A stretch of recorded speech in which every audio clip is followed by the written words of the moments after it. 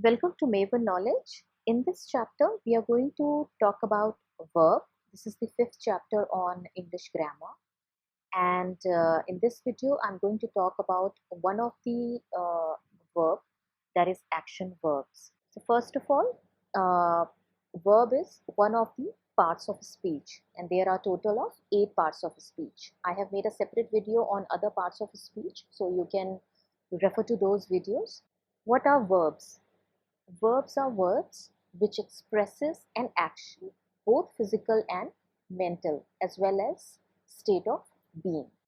Examples: physical action. So physical action which involves movement of body parts. So play, walk, run, climb, etc.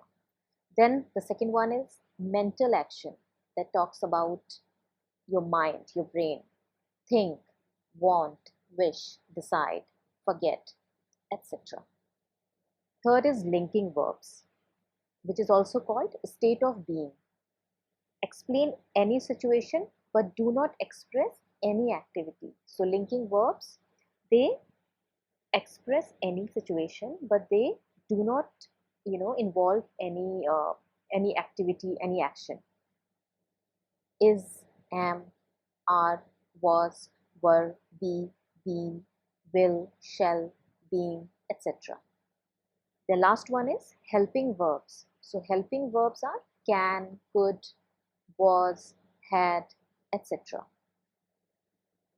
Video I'm going to talk about action verbs in detail, and in my next videos we will talk about other types of verbs.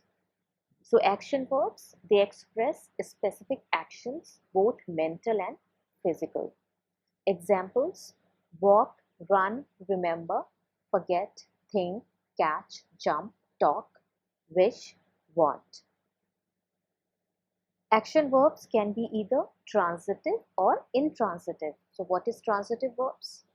Transitive verbs always have a noun that receives the action, that is called direct object.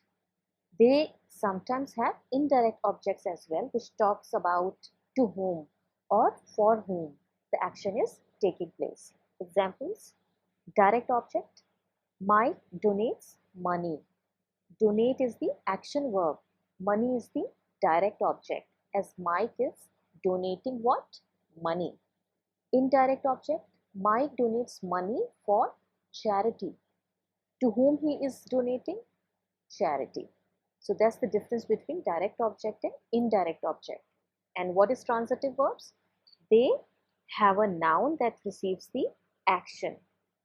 That can be both direct object or through indirect object. Let's now talk about intransitive verb. So intransitive verbs, they never have any direct or indirect object to receive the action. The action is usually complete in itself. It doesn't need any direct or indirect object. Let's see examples. He arrived. So in this example, we are not talking about any direct object or indirect object.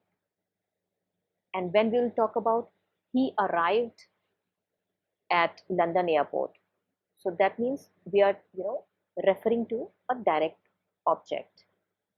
He arrived at London airport to meet his friends. Now we are talking about indirect object.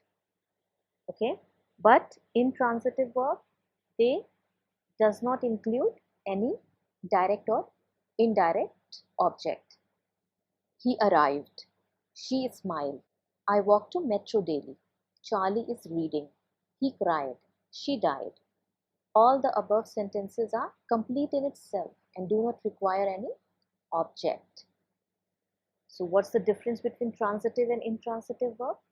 Intransitive, she drives. Transitive, she drives a car. What she drives? She drives a car. Intransitive, Mike reads. Transitive, Mike reads a book. Okay, so that is the difference between intransitive and transitive verb. So that's all on action verbs, and see you in my next video.